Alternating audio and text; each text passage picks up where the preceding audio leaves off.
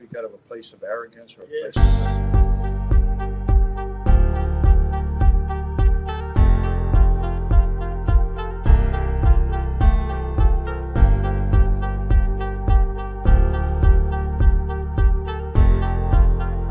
Do you have your picture as a profile or just something you have?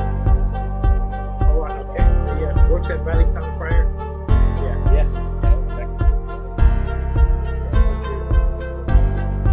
I'm gonna lower the volume on mine. You are live. Are we live? You are Streaming live? Okay. We'll give it a couple of minutes.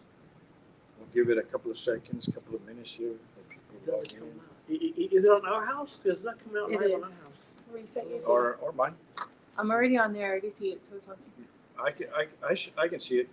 Okay, we'll go faster. Are we good there? Yeah. You're in, right, so? Mm-hmm.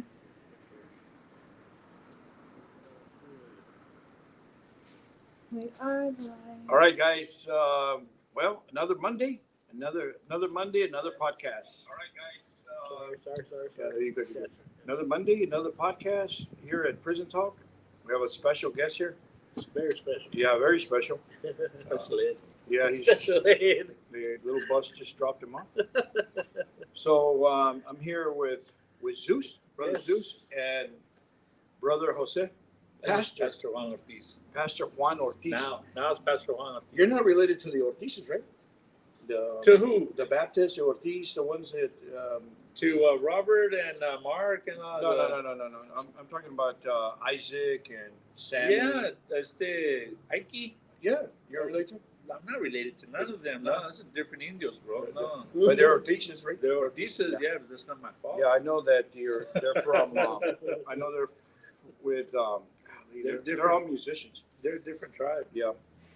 All right, guys. So let's get started here, Pastor Ortiz. So, normally what we like to do is, we kind of talked a little bit. So, crazy thing that things that the way God works, right? You know, we always talk about people, places, and situations. So I'm gonna let Pastor Ortiz. So, Pastor, what was your upbringing like? My upbringing, my parents were, in 1972, my parents became Pentecostals. And even though they swore up and down that they were Pentecostals, they never spoke in tongues, they never fell down, they never did anything charismatic, but they said they were Pentecostals. Okay. And so I was raised, I was raised street legalistically, straight. I mean, they used to give us the Santa Cena, the Last Supper, and you had to say in front of everybody whether you're living a sanctified life or not. They put a lot of pressure on you. Oh, wow. So you had to say it. So your parents are right there. So you're like, yeah, I guess, and you just take it and keep going. Wow, that's like old school right there. Yeah. Man. So you had to do all that, and then like I told you earlier, I saw that when I was little, they made me see the burning hell. And if you YouTube it, it's still there. You can watch it. Only the pastors never told me I wasn't going to go to hell because I was a little kid. And they never told me that if you accept Christ as your Savior, if Christ is your daddy, you don't have to go to hell. They didn't tell me any of that. They left me traumatized. So, so your parents give their life to Christ. They start going to church. Uh-huh. How old were you? About 6 or 7. 6 or 7. Uh-huh. Okay, so when you saw this movie, how old were you? Yeah, 7. About 7? 7 years Yeah, old, I remember seeing that movie. They showed it there at the church. My uncle Joel, he would show it. He was using it part for his ministry, and then he would do a skit. You know, the last day. I remember seeing that movie, and it terrified me, man. I think I cried. I don't know how old I was, but it was like very. I was little. I was shaking. They made me sit in the front row. Really look at it. So you're traumatized through that. Yeah. Through that. I never forgot that. And then, like I told you later on, when I was like 16 or 17 years old, there was a pastor in the Rio Grande Valley, and he said, "I don't know if I'm going to make it." And I was like, "No, that's it." Hold on. So he's talking about. He was doing a Bible study for youth. Okay. The jóvenes. Right. Okay. Right. So he was saying he didn't know if he was going to make it. He didn't know if he was going to, because that particular branch of charismaticism they believe that you could lose your salvation, and I don't know how you live like that. You have an angel behind you clicking, saying how many sins you got, and then when you hit the max, they throw you out. But grace was very, very rarely spoken about. Right.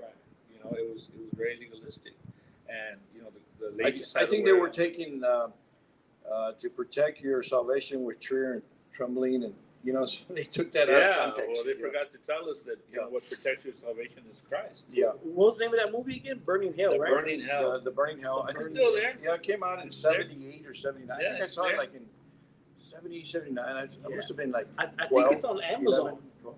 I think it's on Yeah, Amazon It's Prime. on YouTube, bro. on promise you YouTube, it's on that's there. right. You said that. I promise you it's on YouTube. You see it on, So- on YouTube. So you're 15, 16 years old. You're in the Grand Valley. What kind of, did you go to school? Did you go to college? I graduated high school in 1983 and a half from Mac High. Mac High. Yeah. That's the Valley. The Bulldog. Yeah, the Rio That's Grande the Valley. Valley. Yeah, The Rio California Grande Valley. Bulldog. Yeah. Yes. I graduated from there. I worked at Pizza for 6 or 7 years. Quit Pizza. Went to go work at another restaurant. Got fired. Was walking home. My buddy's a security guard. So I tell him, hey man, I really need a job. He's like, man, we'll hire you. You're a big boy. Before I got saved, I was about 290 pounds. And so my moniker was Big O. Everybody used to call me Big O. Big O. Yeah, that was my moniker. Big O doesn't exist anymore. El Haas. No, they call me Big O. And so I worked in security for the next 15, 16 years, working in the Valley. And if you remember, the Valley was hardcore. Yeah. So one of the very violent places that I worked was actually at PSJA, the high school in Far San Juan Alamo. That's where I got introduced to the Tri-City Bombers. You know, they used to be the dance group, and then they ended up being a gang, and then they're the Texas Chicano Brotherhood. That So branched off from there. yeah, they branched off for them. So when they were chavalones, I was taking their weed away Oh, okay. and chasing them in school. So I got beat up so much. I think I'm a member, bro. I think I actually got jumped in. I got beat up so much. Yeah, I seen teachers get jumped. I saw overdoses in the restroom. I mean, PSJ was bad back then. Yeah. That was back during the No Kid Left Behind. Yeah. So we had 19-year-old. That's in the 80s. Yeah, we had 19-year-old ninth graders. And I would go, why are you here? You don't have to be anymore. Because all the girls are here. Mm. So the way we got control was there was 16, 17 guards for one school. So the way we got control of the gangs was we started fighting. We would take off our badges, take off our uniforms, and we'd fight. And we fought the leaders of the gangs, and that's how we got control Of the school. of the school. That's how we ended up. That's how we. No It's not shooting. so much that we got under control as that we got left alone. Yeah. You know, because they know you would throw around. So the kids, these are big kids. They jump you 5, 6 at a time. So you did that. You knew you would fight. They'd kind of leave you alone. So really, what we wanted to do, and if you know the Valley, there's no work down there, and there's no money down there. There's nothing unless you're gonna sell dope. You know, back then, pound of weed, $80. You know, and the further north you take it, the more money you made out of it. Yeah, you go to Mexico and get a kilo like for $30, but you got to cross the border. Right. You know, you make a killing off that stuff. You get tecate, you get everything down there. Everything down there just flows. So that's how I got introduced to violence, and then I found out that I liked it. I like the rush. I like the fight. Whether I'm not telling you I won them. I think I won against the blind guy and the guy in the wheelchair. I mean, I wasn't a good fighter, but I did it a lot. I did it a lot, and that's how my life was. You know, I at 19, I told God, I don't want nothing to do with you. Just leave me alone. You know, I'll leave you alone. You leave me alone. No, so what was the process of? Okay, so I know that you're you know, you walk away from the ministry, or not from the ministry, but you don't want anything to do with God. So what happened that you just didn't want to do? Well, I ended up working corrections as a correctional officer. I ended up getting even more into the How gangs. old were you when you got that job? I got into corrections maybe 39, maybe 40. Okay, but what made you not want anything to do with God, though? I know you said you were in your teens when you said that? Yeah. What was it that, That brought me back. no, but what was it that you said, you know what, I don't want nothing to do with you, God, just leave me alone, I want to live my life? When I heard that man Yeah. Oh, okay. from the altar Okay. say he didn't know if he was going to make it, and he was a pastor or a Right. leader or whatever. Okay. When Okay. he said he didn't know that if he was unsure about his salvation, I was like, I don't have a chance. Wow. I don't have a chance. Okay, If so- he told us, Yeah. he said, some of you have 1 foot in the ministry or have 1 foot with God and 1 foot out, and you're miserable. Just get out.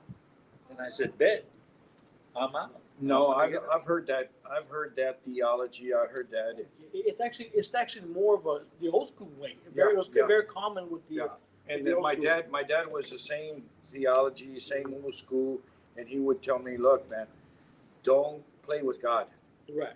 Don't compromise with God. If you, mijo, he would tell me, because I was a part of his worship team there at the church, right? So he would tell me, mijo, don't play with God. Don't compromise. If you compromise now with God, you're going to compromise later with God. Just go do what you. If you want to go out there and you want to go party, just go do it.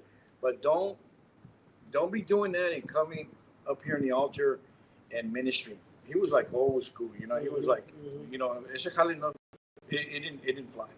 I know pastors now that they're a little bit more lenient with their kids, right? Because they're working with them. It's something that you have to work with. But my father's theology was, don't mess with God. Don't play with God. Don't compromise with God. You know, it's like, no, just go do your thing. Yeah, when you're ready to serve God, you know, then you come back. But you're not ready right now, don't you know? So I understood that. Yeah. As a kid, I understood that. I don't think anybody's ready. Right. Good, that's I don't exactly think right. anybody's ready. You know, I think when you start, where's the love? Where's the mercy? Where's the grace? Back then, nobody spoke about grace. No, it was right? very, It was very like, legal at that time. In the particular church that my parents were in, there was no grace. There was.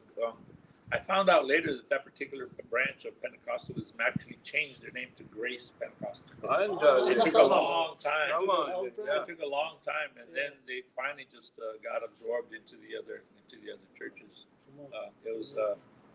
I'm not trying to throw shade anywhere, but it was Santa Pentecostés, the Pentecostal holiness movement. So their emphasis was on holiness, but it was more on legalistic Right. than it was on holiness. Real holiness. Yeah. To them, holiness meant, acting, in line. Being righteous, in everything that you do. You know, and I see that part because I was raised in the ministry. I was raised in the ministry, and I saw how my father lived his life. You know how he lived his life. What was he about? Having what's crazy is having this radical change where my father was in and out of prison all the time. Right? He was in and out, heroin addict, selling drugs, all this other stuff he was doing, in the mafia and all that. But having that, when I think about old school, right, the old school theology or mentality, mindset, whatever it is, right? There you go, the doctrine. I think of the radical experience that my father had. Right. That radical experience exposed him, but that radical experience was like only God could change him. Right. And I'm grateful and I'm thankful, and I'm going to live a life accordingly to what your word says, because only you could change me. Only you could change the life I had. Only you could take me out of drugs and change me. So I do see that. As much as I talk about, that it was so religious growing up and that kind of lifestyle my father had. But if I stop to think about why my father was so strict and why he was so strict about living that life, living that Christian life, and an intentional life for God, right? And being intentional. I'm gonna serve you. I'm gonna do my best. It's the experience he had. He would tell me it was. Yes. God did something in my life that no one could do. All right. So take me from the process of you're 16, you got that job, Now you're a correction officer? What? I ended up becoming a correction officer when I left the Rio Grande Valley. Were you doing any drugs or anything? Not yet. Not yet, okay. No. Okay, not yet. Back in 91, I moved to San Antonio. I worked security here for a while. Okay. There used to be a bar on Nogalitos. How old are you right now? 35, I'm 60. I just turned 60 on Saturday. Saturday, ooh, Yeah. we both missed ourselves. I turned on 60, Saturday. so you're from 64 then? Yeah. Yeah, I just turned 60 Yeah, myself. we're the last of the boomers. Yeah, last of the Mohicans. The boomers. Yeah, the boomers. Yeah. So now you're running security on Nogalitos?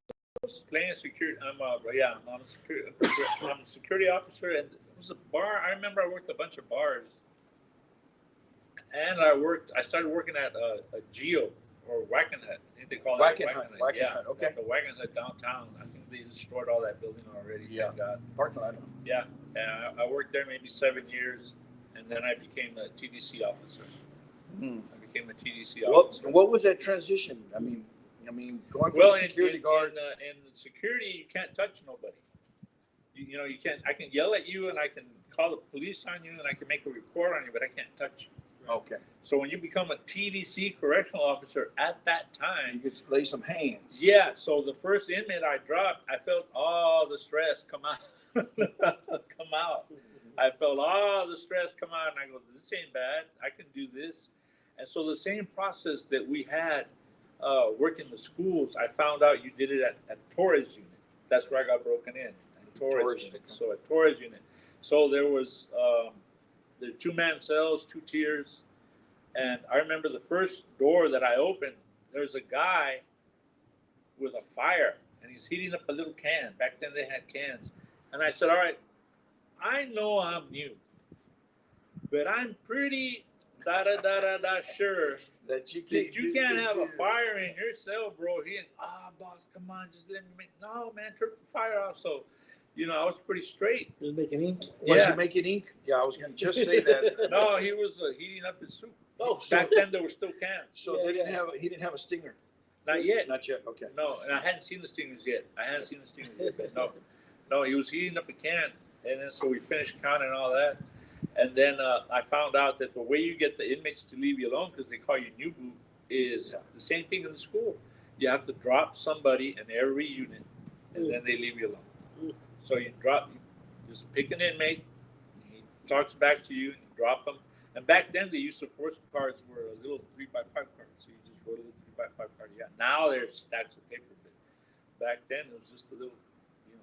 He did this, he did that, he came at me, he advanced, he was aggressive. Yeah. I feared for my life. Yeah. All that, and dropping inmates. So now we're it's dropping inmates. Yeah. And then you got to write. And I guess I did that so much that after a while I got tired. You know, I got tired of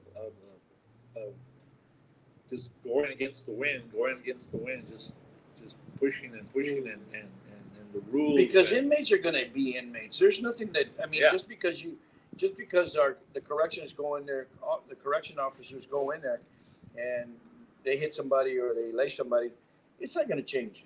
No. You know, and check this out. It makes me think of my father. My father, he had a men's home, right? He had a men's home. It was a Christian home. These guys would still run game. Even when I started helping my dad with a men's home, these guys were free. No fence, no barbed wire, no correction officers.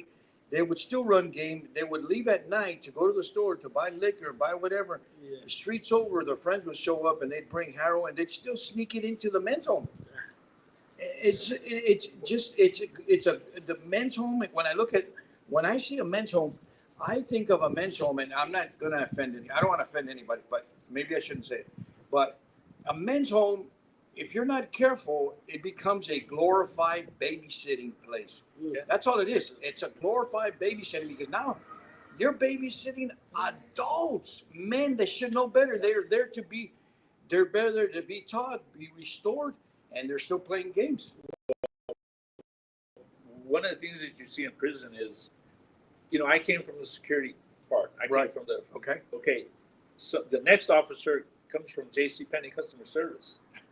You know, and the other one comes from HEB, and the other one comes from someplace else. And then you get older people. So you're rocking and rolling, but your backup is a 67 or 70-year-old lady, because that's the way it is now. Yeah. You know, you that's your backup. So you get tired of fighting. You see so much stuff. I mean, you could smell the blood going up the units. You could see them throwing their kites, their bloody clothes where they're slicing people up. You know, they would take that plexiglass would slice somebody up like it's a machete. You know, and you see the blood and you see it, and every day again, here we go. And then a riot, and then somebody dies, and then another riot, and somebody dies, and somebody's threatening you, and you end up on a list, and just on and on and on.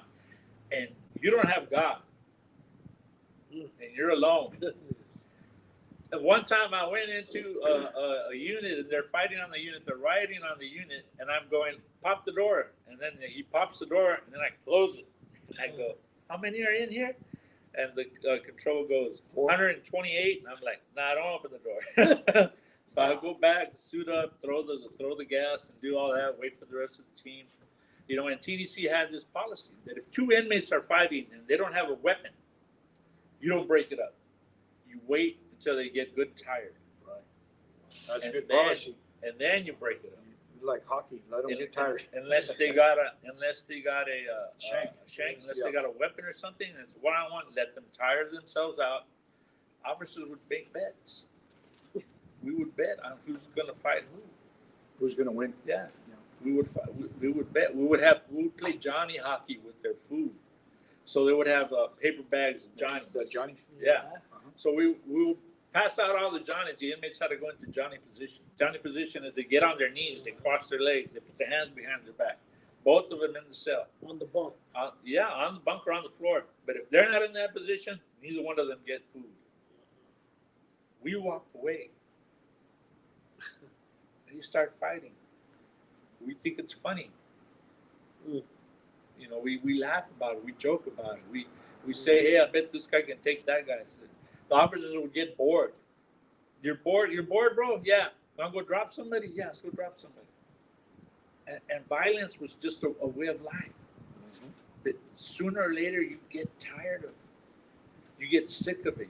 You're tired of the blood. You're tired of being called names. You're tired of fighting the system. So after a while, the Bible says that he leaves you up to your own.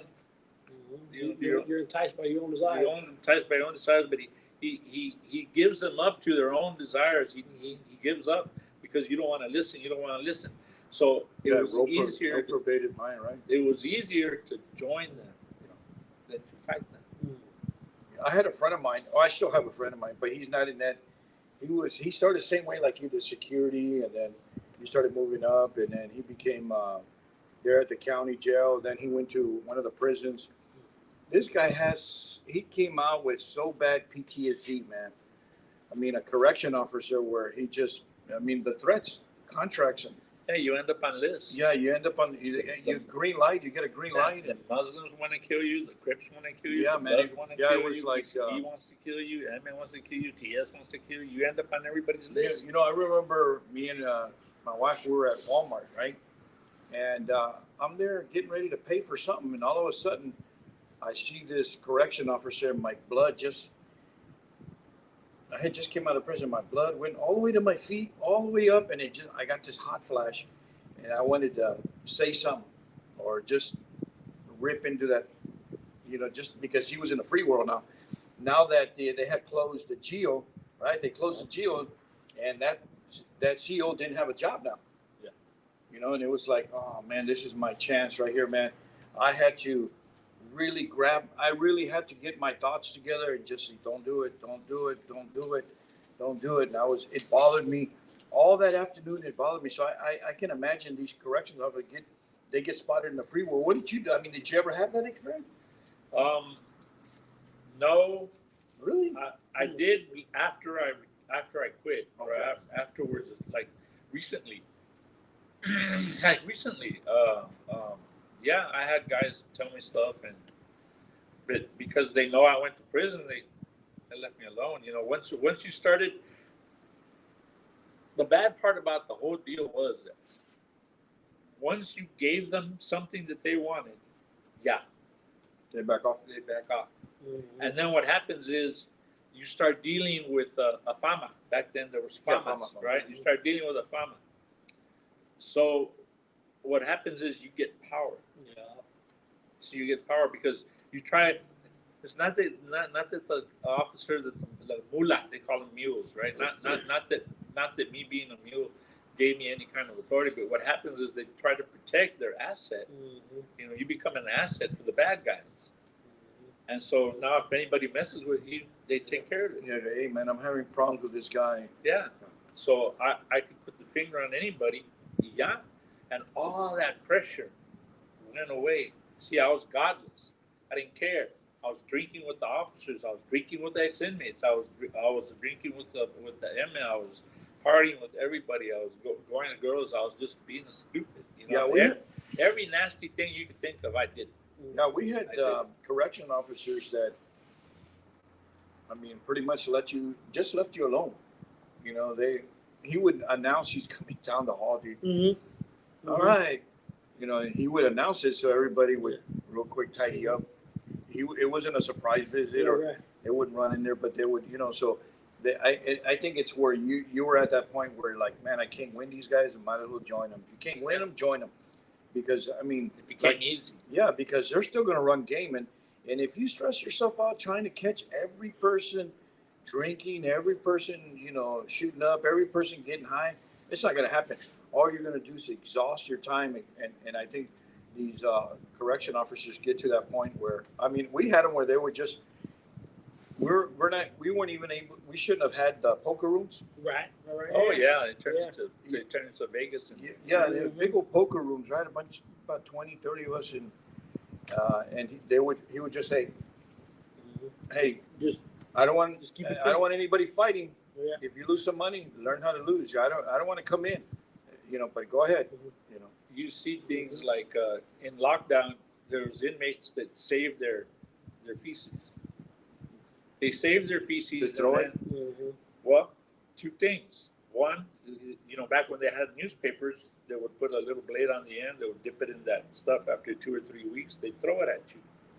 Anywhere it hits, it's going to get an infection. You got an infection. And plus, it's going to cut you. The other thing that they did, I don't know why they did this, is that they would draw with it on the walls. Yeah, they would draw with it on the walls. And then you see one and you're like, hey, you need to get out of there. Come get me. I'm ready. Come get me. And then the team would suit up. And because I was big, I was 290 pounds. They're like, Ortiz, get on the team. So there goes my dummy going over there too. And this guy takes the feces, takes his shirt off, Put it on himself? Rubs it on himself. The whole thing. And says, I'm ready. Come get me. Come get me.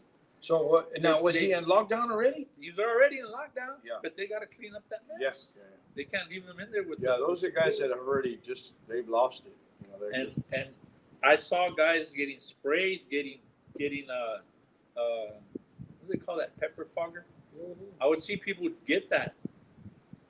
Nothing happens. Nothing would happen. No. And then other times I would see lieutenants that just did it for fun. I mean, they'd shoot 5-6 canisters inside, and then you would see the inmates just grab the glass walls and just fall and screaming.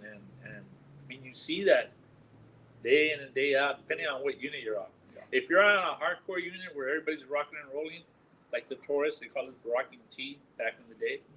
You know, if you see that, then the officers bind together, and they help each other out. But if you're at a unit where the inmates are calm and they're not doing that much time, then the officers spend all their days snitching on each other. So you go from being hardcore, you know, you're in a riot, you're on the floor, you don't care what color the guy is, as long as he's wearing the same uniform as you are. You know, as long as he's got the same uniform on and he's pulling some inmate off of you, or you're whatever the situation is, you don't care. And then you go to a unit where the inmates are calm, you're like, all right, this is all right. The inmates are cool.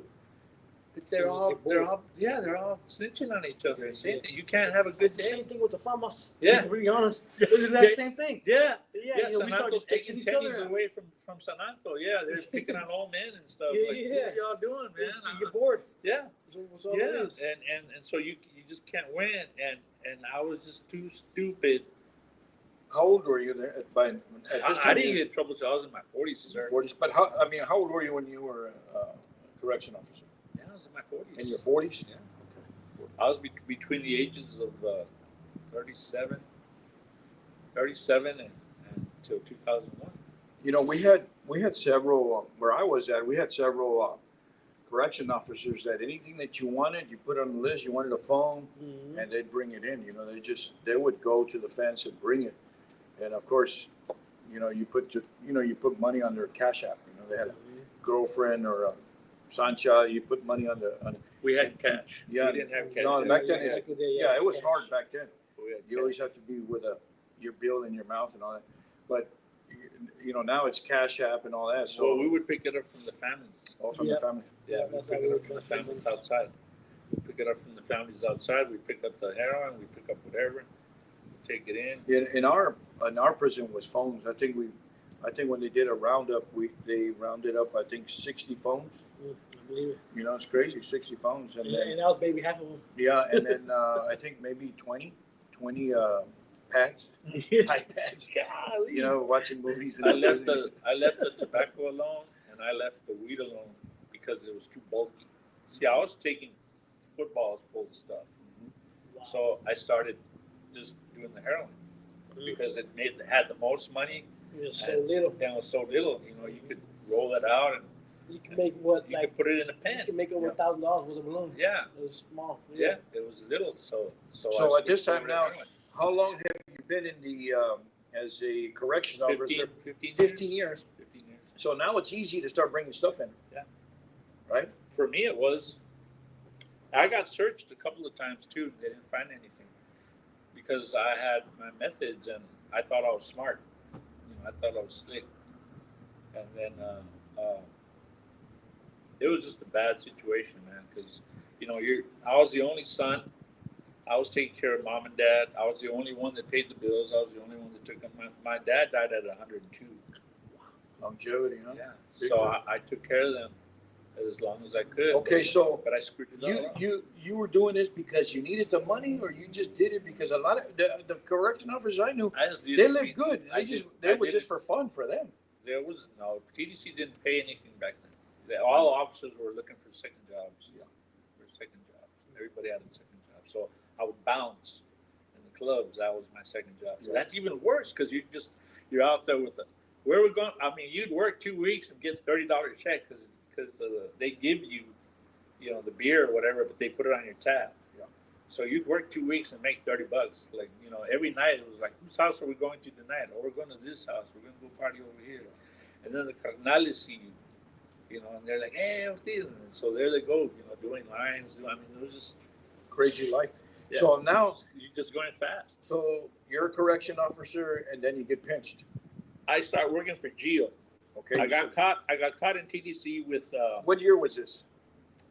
maybe 99. 99. Okay. For maybe 99 or 2000. I quit TDC because they found some pacas and I wanted out. So I went out, I got out for a little while, I did something else. And then I went back to Geo. Well, I figured I'm just going to take it easy. I'm not going to do anything. Then I found a couple of carnales and they're like, hey, this and that. I started up again. And at the Geo, it was a total different one. It was completely different. It was completely different. I didn't last maybe 6 months. And then outside, I got a setup. They said, go pick this up. I went to go pick it up. Ended up, everything was set up by the task force and the U.S. Marshals. And they made the report sound like, you know, like I was criminal number one and ninjas were flying out of the trees to get me. And then I realized that the cop that had pulled me over when I had picked up from this guy, and he said, you know, this is heroin, this is cocaine, take it inside. I said, why was the package all weird? He goes, oh, don't worry about it, just take it. So you already knew? I had a bad feeling when I got in the car, You had an intuition. and something told me to throw it away, and I didn't throw it away. And then I get pulled over, and all I see is red and blue lights. Feds, and feds. yeah, Yeah, Marshall feds. comes and, Yeah. and the cops take me, and then they. I was waiting for this. You know, I was. It didn't faze me. It didn't faze me. What fazed me was that they tied up my feet, they tied up my hands, they took me to the house, and my mom and my dad are looking at me. And they see a parade of cars on the outside, you know, because I got picked up. I got picked up, and they see this parade of cars, and I have to explain to my mother, my, you know, at that time, 80-some-year-old mom, what happened. And I had to tell my 90-year-old father what happened. You know, I'm your son, I'm your only son, and they thought I killed somebody. They thought I had killed somebody. Did you kid matar this? I said, I didn't kill anybody. I was messing with drugs, and I left it like that. So they searched my room, and they find a grinder, they find balloons, they find, they don't find any heroin, but they find Evidence. Yeah, they find evidence. They find the stuff to cut it with and all that good stuff. And so they take me to Bexar County Jail. I go to Bexar County Jail, and in TDC they try to cook you because it's hot. In jail they try to freeze you. Yeah. Yeah. So I end up County shuffle. in something called CF, and I'm lying there. Days go by, the lights never go off. Can't see the TV. You're in the cell. They take you out. I was diabetic, so they take me out, give me my shot, put me back in, get in my cell, and then somebody had scratched God on the door. Oh wow! Somebody had scratched God with their nails. Wow. And I said, no, I'm not going to do that. And so I yelled to the guy in the other cell. The other guy in the other cell, he tried to kill himself. So they pulled him out. The guards look at me and they go, they just told me, look, you want a different guy in there? I said, I don't know, get somebody that talks, man. That guy didn't talk. So he put somebody else in there, and he yelled something about try Jesus. And then I keep looking at the, you know, this is like the bunk. It's about this size, maybe a little smaller, and maybe a little. This is too soft. Yeah. Yeah, this is actually too soft because my legs would hang out the end. Ours were made out of metal. Yeah, they were metal. They were metal bunks. A little pad about this. Yeah, and they got that little edge right here where your neck goes and it hurts. And so I'm not eating. I'm not eating anything. They're bringing me food and the inmates, so you can get, you know. And I end up in something called CF, and I to this day I don't know what it meant, but apparently I was in lockdown. And they said why they asked like why can't he go to the Fed one? They said, oh, the snitch is over there. The guy that turned me in or whatever, he's over there. So that's why they didn't put me over there. I mean, he had to have been on your paper. Yeah. You know, the guys that It says CI. CI. Yeah, confidential informant. Wow. I know who it is. You got, I mean, yeah. Yeah, I mean, I knew who So it was. even when you went to court, you didn't tell you who it was?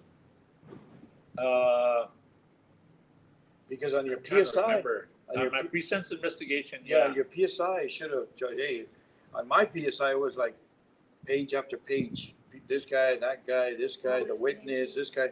I bet it was like 11 pages. Man, I got all these haters. My page just said CI. It didn't say the name. I knew who it was. I mean, I knew who it was, and they were asking me, and I wouldn't say anything. And so I ended up in Floresville. They transferred me over to Floresville. I go up to Floresville, and I'm tied up like this. I mean, I'm cuffed and everything, and I'm walking down, and then I see these steel doors, and I said, can I go to GP? I don't want to go to lockdown again. I forgot how long I was at Bexar County. I was maybe at Bexar County 2 weeks. And then But I don't think they can put you on GP, huh? They didn't. No, they put me in the cell. So I go into the steel door. It's black. And they go, put your hands through the, you got to put your hands through the bean slot. Yeah, and I go, can you at least turn on the lights? And they said, oh, yeah, we'll turn it on in a minute. And so they take the cuffs off. I'm in the pitch black steel door, just standing there going, I don't know where anything is. So I find a bunk, I sit down, and they finally turn on the lights. When they turn on the lights, I see a shower. I said, is that a shower? And I look over here, and there's a TV. I said, there's a TV? And I turned on the water, and it was hot. So voila, I took on and started, and then after a while, I hear, Mr. Ortiz, would you like to go to the library? Is that you, God? I didn't know who that voice was, man. And I said, yeah. It came on the intercom. Yeah, it came over the intercom. So I went to the library. They tied me back up, went to the library. They fed me. And then, Well, by now they know you were one of them. yeah, they, You know what I mean? they were very upset about that too. And so I, of course, like a lot of men, I grabbed a Bible, you know. And I remember it was an Amplified, and I don't like the Amplified, but I got the Amplified. And I just started reading it. And then... Let me ask you this. So yeah. you went to the extreme. You went from From stupid to stupider, yeah. yeah. So you went from extreme to extreme. So at that point there, now you get caught. Did you talk to God? I mean, I talked to the captain of the M. I threw him a wheelie. He threw me a wheelie, and he goes, "You're so and so." I said, "Yeah." He already knew. Welcome home. Yeah, and then they said, I said, "I don't want to say nothing." He said, that guy was no good. The guy that got you here, he goes, "He's no good. Don't worry about him." He goes, so you told me say whatever you want. I said, "All right." So I threw his pen back at him, and I switched teams. You know, I went from that captain let me go to God's team. And somewhere in one of those cells, I got on my knees and I told God I was sorry. Oh, wow. Somewhere in one of those Now cells. this is before you get sentenced, right? This is before I got sentenced. How long were you on hold before you went to? I was 6 months. Oh, wow. And I almost got in trouble again. And I'll tell you why, because the first pastor that I started talking to when I got out was a prosperity minister. I almost went back to the Holly, man. Yeah. I was so close to going back to the Holly and just running. Because this guy's theology, I said, "You want me to do what?" I said, "That's witchcraft." He goes, "No, it's not witchcraft. You name it and you claim it and you this and that." I'm like, and you light a candle and then you ask God the money cometh, and he was always doing that. And I was like, bro. In prison? No, man, outside. Oh, this okay. was back outside. In prison, I gave my life to the Lord. I said, "I'm sorry," but I didn't know what I was doing. Okay. So I found that he's my friend, and he's a pastor, so I run to him. You know, he ends up being a prosperity minister, but he's poor. So I go, "Hey, bro, when does this work?" Because you know, we ain't got nothing to eat at home, and I'm giving the money to church, and I don't get it. Like, this sounds like witchcraft to me. I go, I was already in occult practices and all that stuff, and I said, this sounds like witchcraft. All this prosperity stuff sounds like witchcraft. It sounds like something bad. It's going the wrong way, dude. And finally, when I got sentenced, you know, I said goodbye to my mom, and I never saw her again. Were they were there for your sentencing? Everybody was there for my sentencing. Your pops? Yeah, that guy and a lot of friends of mine went, and I looked and I turned and I said, "God, it looks like the Goon Squad up there." So they got all these hardcore bikers and people that I knew, and they went, and I looked. I don't think this is helping. I don't think it was helping. They all looked hardcore, and I was like, man, they're all tatted up, they're all ex-cons and stuff. But they were my support team, so I loved them. You know, happy if you see this, I love you. So you go in front of the judge. Go in front of the judge. I get my time. Do you feel like he was lenient with you, the 5? No, man, he lectured me. Okay. No, he's good. They're all going to Yeah. lecture you. That guy You lectured should know me. better. You were this. You Yeah, were yeah, that. you color law. all Yeah, this yeah, stuff. this and that. You know our code, and you know Yeah. all that stuff. Yeah. So you feel that the 5 years was too much? It's not for me to say. Because I think he could have gave you a lot more. It's not for me to say. You know what I mean? I Yeah. truly believe that. I mean, he could Depending on have. the weight. He could Well, have been. depending on the weight, but I mean, Yeah. even though your numbers are low because you've never been in trouble, they go by. Well, the funny part is they got me on that. Yeah.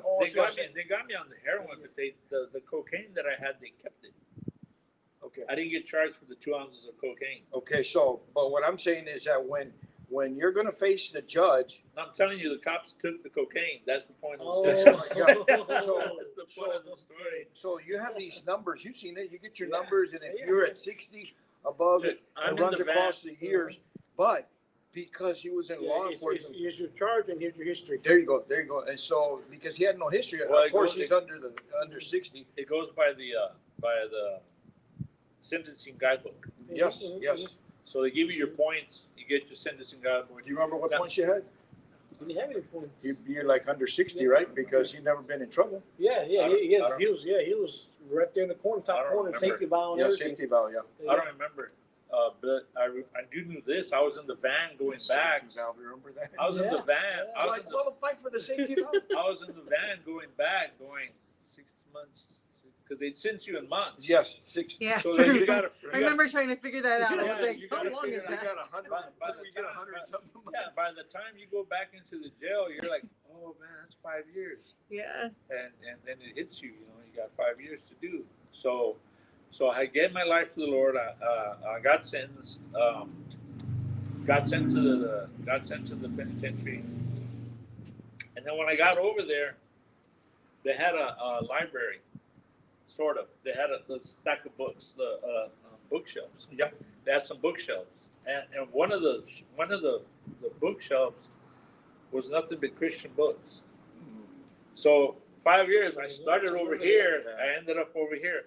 I read everything, not because I'm smart, not because I'm scholarly, not because I had, Because you were bored. there's nothing else to do, bro. So every time I went into the hole, I read a bunch of books just to read them. yeah, but I read all the Christian books. Yeah. So I read all of John MacArthur. I read all the commentaries. I read all of Matthew Henry. I read books that were all dusty. And my buddy goes, "How do you read that stuff?" And I said, "I don't know, man. I don't know why I'm reading all this stuff, but I liked it. And I take notes. And I did every correspondence. You know, back then you still had regular mail. So I did every correspondence course that there was. American Bible Society. Went to school, graduated. All that. I mean, yeah, you do all that, Holly, in there. You learn how to. I didn't know how to mow a lawn or weld, or I still don't know how to weld. But I mean, I didn't know how to work in that stuff. You know, I had always. Because you were in the feds. Yeah. So you were able to go out and go work, get a job, and Yeah. $3 a week or Yeah. $1 a day. Yeah. The feds Yeah. paid kind of good if you got a good, especially like the uniform. Well, Right, 60, right, I was right. getting $60. Uniform's Uniform, $30. I was getting 60. Yeah, they didn't. No, you had to be there like 14, 15 years to get uniform? Yeah. So I was in recycle. I was in education. I got all right. And then recycle, I would find wires or this or that, and I would fix the guys' radios. Oh yeah. That was my hustle. Yeah. I would fix their radios, and then the negritos gave me a soldering iron, and so I was soldering radios and soldering headbands, headphones, and Making the amps, making the speakers. that's how I end up in the hole. So there I go to the hole for Christmas and New Year's and all this. You missed a Christmas bag? And I did all that. Holly. You missed a Christmas Hey. bag? I was in the hole. I got a Christmas You bag. still got a Christmas They bag? still gave us one. What By is- wait, mistake. what is the By Christmas mistake. bag? It's a, Oh, they man. give it, it's a Big old bag, bag. plastic bag. It's It got has all kinds of goodies Goodies. and candies and We didn't have any of cupcakes. that. yeah You stuff didn't have that you don't I get in didn't the have none yard. of that. Yeah. We didn't have that, Holly. Yeah, I remember having a new guy. No. New guy had just got there. He goes, "Hey man," I tell him, "Man, we're a bunch of us in the cell. Hey, you made it for the Christmas bag. Well, what's a Christmas bag?" I said, "Here, all the correction officers, they'll come and they're gonna sing Christmas carols to us." Really, bro? Yeah, they're gonna Christmas carol, and then on top of that, not the chaplain, but the what do you call it? That's in charge of the prison. I can't even think. The of. warden. The warden, he's the one that's going to give us the bags. He'll give you an individual bag, but he's the one to I mean, this guy was like, "Really, bro? Really?" What is he? He's like, Super you're green. like 18, 19 years old. Well, I started studying in the feds. You can go to the law library, so it's Yeah. like the quietest part. So I would take the books and go read in the library, and my faith is growing. And Were you going to church? Or too much politics? Sort of. Yeah, we would go to church sort of a bit. I mean, everybody goes there to pass huilas Mm. and see their boyfriends or whatever, you know, and just to do dumb stuff. They're in the fence. Yeah, they all go. Sometimes people would come, you know, to bring stuff, and usually like the Church of Christ would show up, Muslims would show up. I didn't see any. I tell people now, I didn't see one prosperity ministry go to a prison. Not one. It didn't prosper him. No, you didn't see not one. You saw everybody else in there, but you didn't see not one prosperity ministry. When I was in there, I think I was with about 5 pastors, Wow.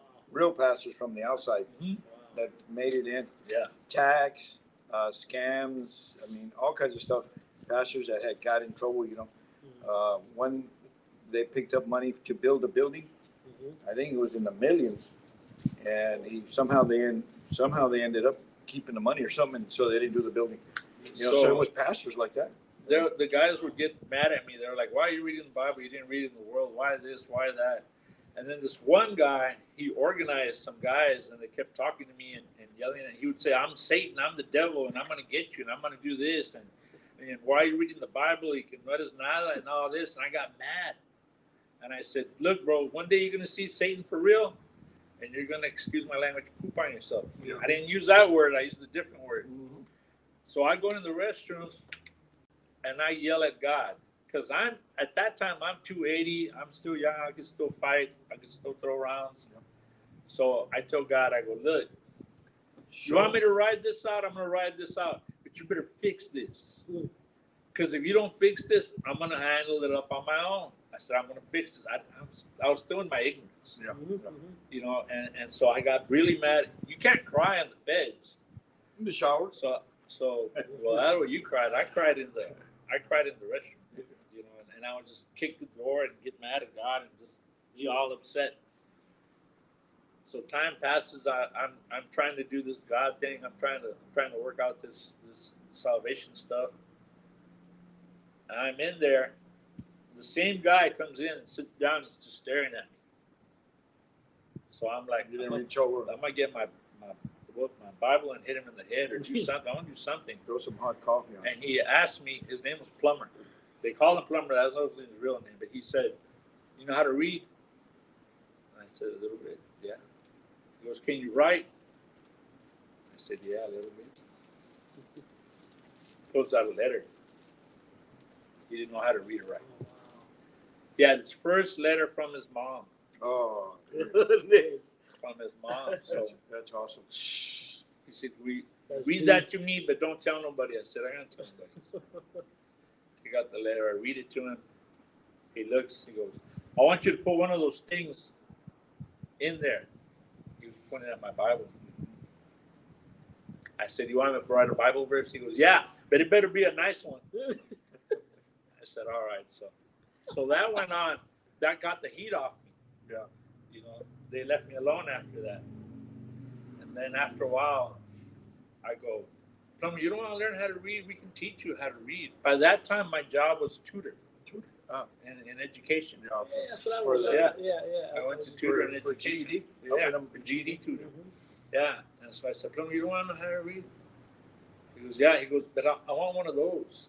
He pointed at my Bible again. I go, "You want a Bible?" He said, "Yeah, I want a pretty one too, like that one." And I said, "I'm going to get you a Bible." I don't know how I'm going to get this guy a Bible, but I said, "I'm going to get you a Bible. But you got to learn how to read." He's like, "All right." I wrote 5 or 6 different churches in that area. Right. I'm still waiting for them to answer. I told my dad had finished paying off a car. That's sad. So he sent me I cut off out of an ordering book, Christian.com, Christianbook.com. So I fill it all out and I mail it to my dad, and I said, put $20 in a money order and mail it to this. So he did, and that's how I got a Bible. Yeah. So the guys come up to me. By this time, I mean, I don't know why they're looking up to me to teach and stuff. So they come up to look me. at you as an educator. So they come up to me and they go, Plumber's over there with his Bible. He's waiting for you to walk by. And I said, why does he want me to walk by? He goes, he wants you to tell him how nice his Bible is.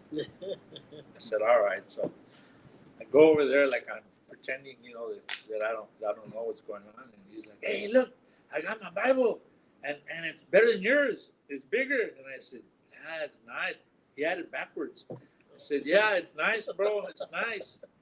And I take it and I fix it for him and give it back to him. So we teach this guy how to read. The other Christians teach him how to read. Tell me he's a pastor now. I don't know what he is, but we started doing the correspondence course, and he did it.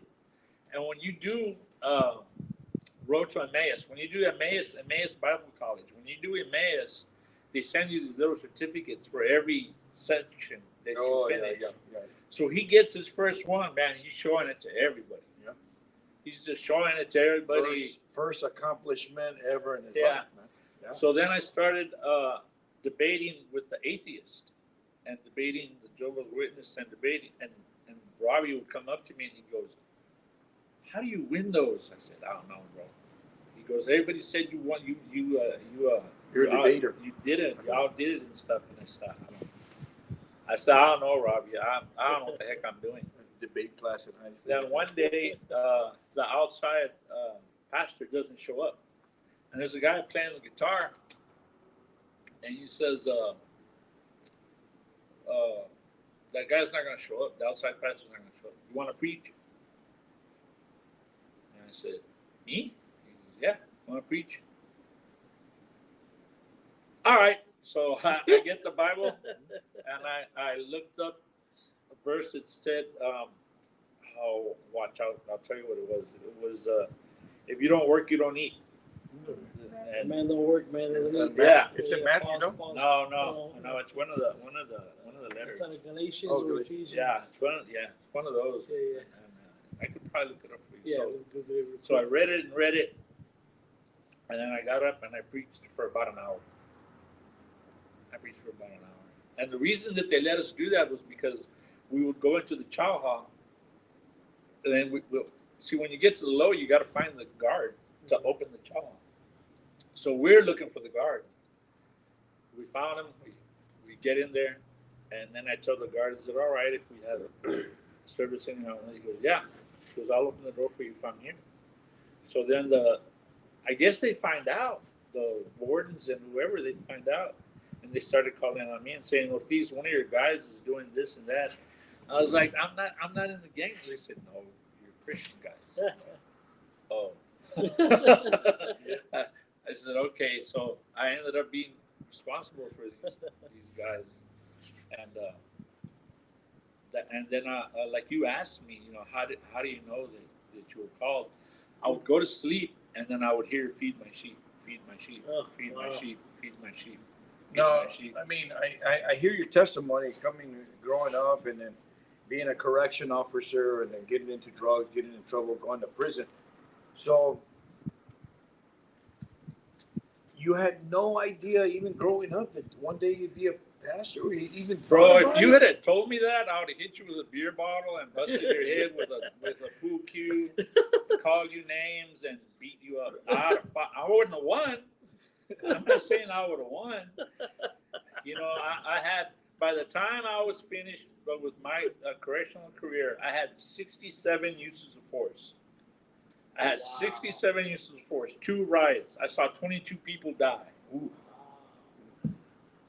I had been stabbed twice. Yeah. You've been there. I had uniforms in my car because I didn't want to go home and scare my family. So I would switch out and then go home. Yeah. So I had seen all this stuff, and no, that was not part of. Okay, so that was not part of the deal. People, places, situation. People, places, situation. So I truly believe that, people, places, and situations, how God speaks to us.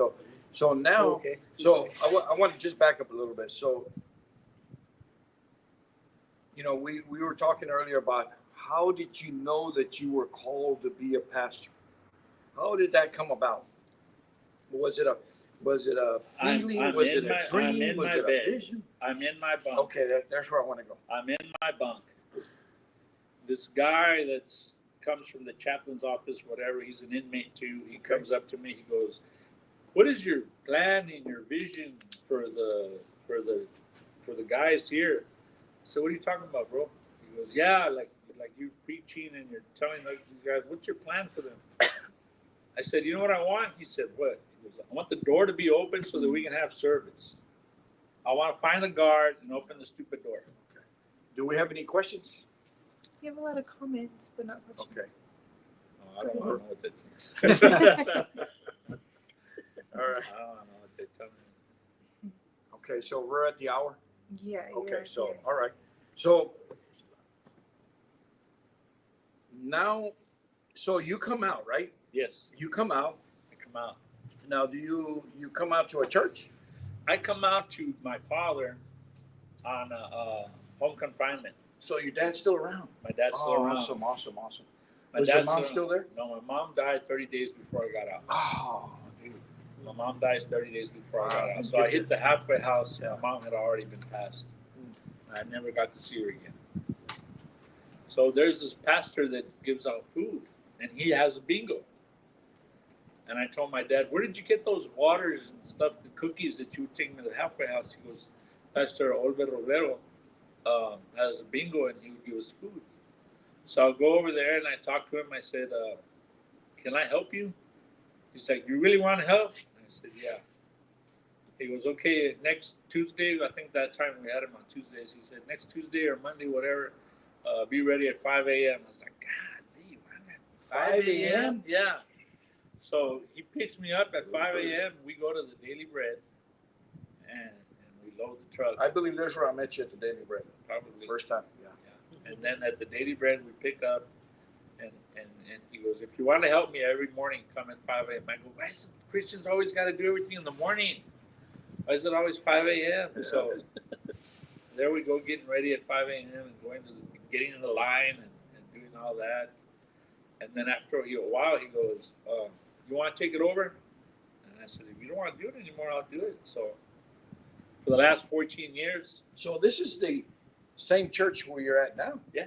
Yeah, right? Yeah. Yeah. Because I had told the prosperity pastor I'm out. I'm not gonna mess with you no more. You know. So this, just so they know that are out there, your church is across the street from Dwight Middle School on South Cross. Yes. What's the name of the church? Life Church. Life San Church. Antonio. Okay, so now you're there 14 years. You take over that ministry. Yes. Right? Yes. So how do you become pastor there? Pastor Olero goes, I was fresh out. He goes, "You want to get ordained?" I didn't know what it meant. He said, "You want to get ordained?" I said, "Okay." He goes, "It's just so that you don't be by yourself, and we're going to back you up and everything." I said, "Okay." So I thought about it like getting clicked in. Yeah. I thought about it like that. So the next thing I know, I'm one of the boys. next thing I know, I'm at this church, and he goes, "We're just going to license you." He gave me a little list, bro, the size of your phone. He gave me a little list with like 3 questions on it. He goes, "You answer those questions, and Do you we're still gonna give you a remember? license." Yeah. Do you remember? I don't remember the questions, but I remember doing this. Okay. So I go in there. There's 3 guys. 2 other guys are crying. I go, "Why are you crying?" They go, "Because they're going to ask us questions." They go, "Yeah, it's easy questions. Don't worry." Because I thought it was that little list. Mm-hmm. So we pray. I told them, "Okay, let's pray." So we pray. They put me behind a desk with these 2 other dudes, like we are right now, with about 14 other pastors that I had never seen before in my life. Okay. Wow.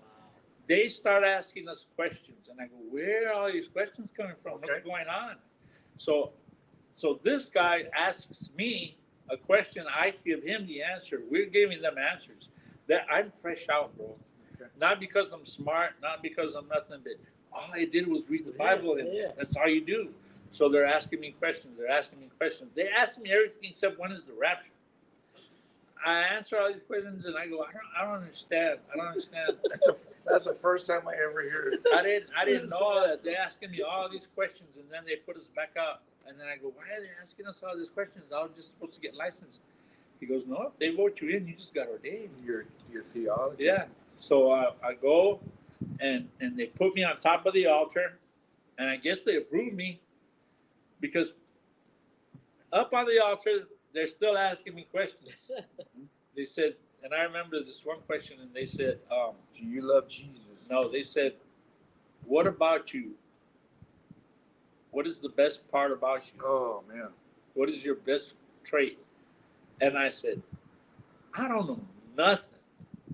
I barely know what's going on right now. But I'm going to put all my trust in Christ. And I'm going to listen to whatever he tells me. Ooh. Deep. And the next thing I know, they gave me a little thing and they said, you're in. And for about 6 months, I'm still asking Pastor Victor. He kept messing with me. I said, am I ordained? He goes, who trained you? And I said, nobody. I just came over here and met you a little while ago and all this. And I said, and I messed with them. Once they put me up on the altar, I said, yeah, I'm thinking about getting baptized pretty soon. I was already ordained. I just got ordained. I didn't even know I was ordained. I was baptized. But I was messing with them because they wouldn't tell me. They go, did you really say that? I said, yes. Well, you didn't ask me. He goes, are you baptized? Yeah, I got baptized. I said, but y'all didn't ask me none of this stuff. So how long have you been in the church now? 14 years. No. But total now. 14 years. 14 years. Yeah. So you recently got I got ordained in 2010. 2010. Okay. Yeah. Okay. I got out in 2009. Okay. I got out of the halfway house in 2009. I got ordained in 2010. Wow. And God working real quick. because Pastor Olivero had faith in me, and he didn't give up on me, and he kept pouring into me and pouring into me and pouring into me, putting me to work and putting me to work. Awesome. And it took years, but he put me to work, and he gave me a chance, and I'll always be grateful to him and to our Lord Jesus Christ. Is your pop still around? No, my father passed away in 2018. Did he see your change? He saw me baptize people. Yeah, there you go. He There saw me you go. preach. Yeah, man. He saw me preach, and he saw me do all that. For the 7 years that the first 7 years, I preached at BCFS at the Baptist Children's Family Center, and those kids just juiced me up. You know, just watching all the little orphans, talking to all the little orphans. They come off the bestia, the train. Yeah. So I preached there by myself. And again, I would yell at God because of the children. And they gave me, preaching to them and giving them service and worshiping with them strengthened me. You know, Strengthened me. you said something that got my attention was you were yelling or screaming to God. Oh, yeah, I believe you can yell at God. I think I've been there where it's like, what's going on? Why did you give me this burden for these people and I have no means to help these people? Man, dude. It was just, but you know, I think that when you go through the ministry, God has called you. He's given you this passion and he's given you this burden for the lost, and then not being able to help or not having the right means, the means to help. I mean, it gets frustrating because you know what you're called for, you know what your purpose is, and then you're like, okay. Going to the children's home, nobody can take pictures, nobody can say anything because the children were kids. protected. Yeah. So it was hard for me to get people to go, especially other pastors, because they wanted to take pictures and they wanted to do this. And look what I'm doing. I'm doing this. Yeah. And look. And so I'm over there carrying the equipment by myself, just yelling at God, just mad. I'm like, you better find me some help because this is hard. And I take the speaker in there and I plug it in, and the little kids dice pastor, and I go, sí, mijito. And that's it. As soon as the little kid said something, it was all gone. It was off. I was like butter. I was like, okay.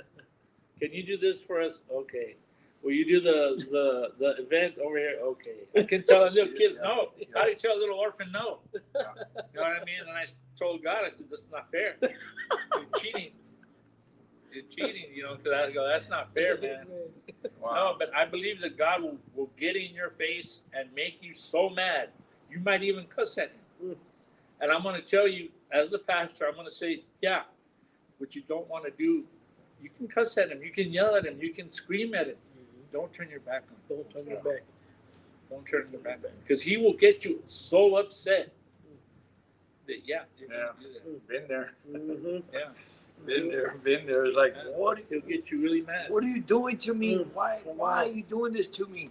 You know, and it's just, It's that love and that compassion that he gives us to help other people And just help other ministries, and it's like, And when it's not working or something's going off, Yeah, it's they like- have had them. I just want to say one more thing. yes, About 2-3 months ago, I get a phone call, and they said, "Are you Juan Ortiz?" And I said, "Yes." They said, "Are you you This- won. are You you- won the lotto. are you this person?" This person, no. They said, I'm such and such."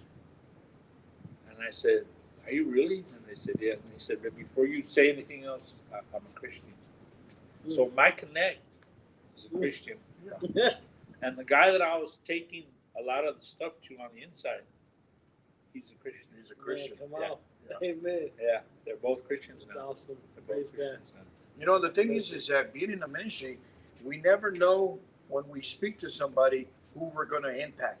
Amen. You don't know. You don't. You just have no idea. You know, when they're ready and God does that, you know, that word that you give them, you don't know who you're giving it to. All right, guys. So we've come to the end of the podcast. Just want to thank Brother Zeus and Pastor Ortiz. So, Pastor, your church is on South Cross, Yes. across the street from Dwight Middle School, What's 2483 West South Cross Boulevard, 2483. between Bynum and New Laredo. There you go. All right. So, in the name of the church, Is Life Church, Live Church. and we're gonna give out food on Saturday. So if you need food, come Saturday. What time? What time Saturday? Saturday, 10 a.m. 10 a.m. Okay. So, what other things? When are your services? Our services are Sunday at 8 a.m. I preach bilingual, 9:30 Spanish, 10. Why do Christians do everything early? They bro? do it in the morning. 11 o'clock English. We're gonna have the block party October 31st, where everything's free. We're gonna have a bouncy. We're gonna have a 2 giant bouncies, a T-Rex, a mechanical bull just There you for go. you and for Zeus. We'll be there. We'll be there. Yeah, 2483, right? We'll- 2483. 2483 West South Cross. West South Cross Boulevard. October 31st will be a block party. Come to our services. I'm at 8 a.m. You're at 8 a.m. Nobody else wants to do 8 a.m. Yeah, but you're the bilingual. Yeah, The I bilingual, preach English and Spanish. So, Aquí Wednesdays, les y'all have español. anything on Wednesdays?